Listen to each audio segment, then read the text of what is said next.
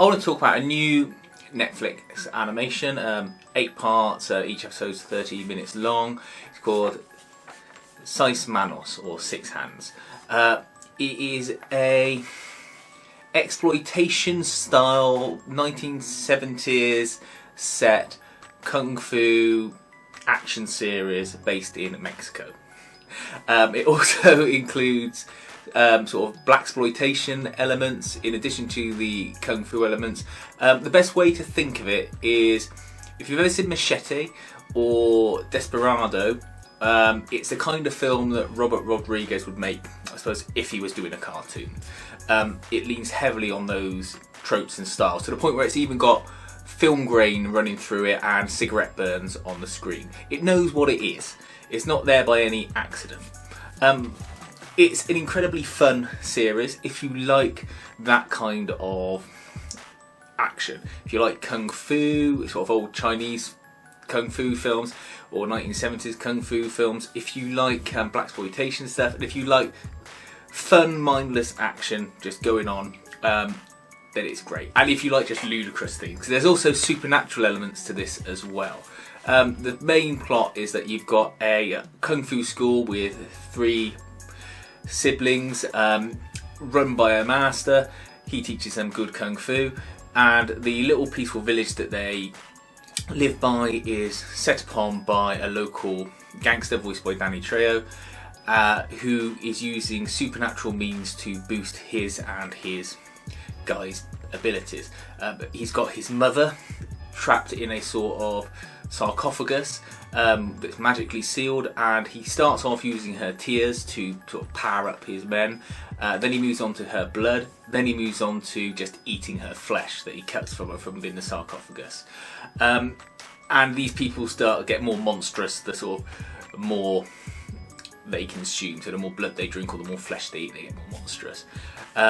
You've also got Mike Coulter voicing a black 1970s blaxploitation style DEA agent who has flashbacks to Vietnam. He's sleeping with his boss's wife, and there's a little joke at the start where he goes, he says to his boss, what are you doing? He says, I'm sleeping with your wife. And then when he leaves his boss, he goes into the bedroom and he goes, who was it? He goes, it's your husband. And it's just like, it's like that. And he's also got some great one-liners. My favourite one is near the start of the series where he says, I'm blacker than licorice at night. And it's just the way they say it. He's got other lines throughout it like that. Never says Sweet Christmas though. There are loads of little Easter eggs in this for people. A few that I could pick up on because of the sort of pop culture references I'm aware of. I'm not aware of any Mexican ones, so there's probably some things in there for them as well. Where you've got flashbacks to kung fu lessons. You know, that's like a little sort of trope that you get in these films. You've got a poltergeist reference. You've got Assault on Precinct 13 in there. You've got Pai Mei, and lots of beard swishes where he goes as the baddie at the end starts doing, and he looks a bit like a young Pai Mei as well. And it's littered with them. There's wire work in there, so it's like paying homage to sort of those style of kung fu films. There's also a little bit of Jackie Chan style kung fu action in there with a wheelbarrow and things like that. And all the forms for the kung fu seem relatively accurate. They've got drunken style, crane style. I'm not sure about the other ones. It's violent. There are lots of kills in this, and you see them.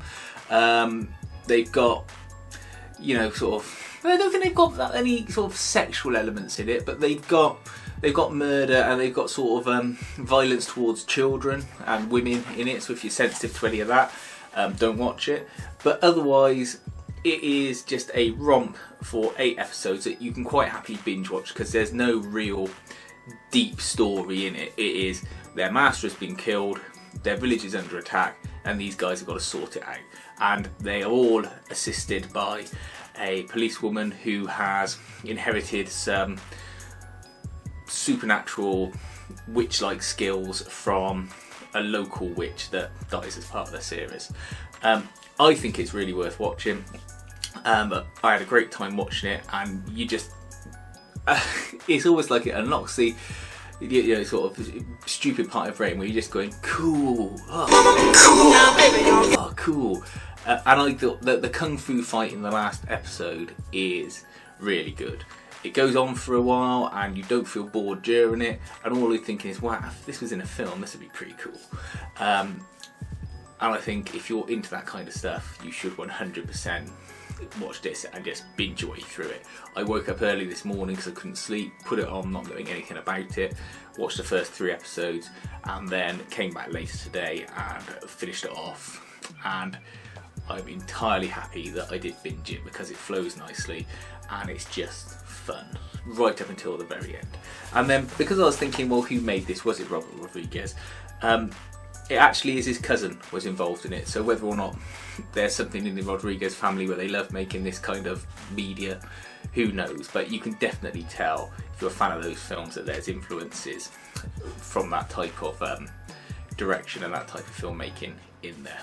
But Seis Manos, definitely worth watching if you're a fan of kung fu or exploitation style films, and you can take it for what it is. If there's any bits that I missed, sort of references and things, particularly if there's any Mexican ones in there, I'll be interested to know, so please leave a comment and feel free to like and subscribe.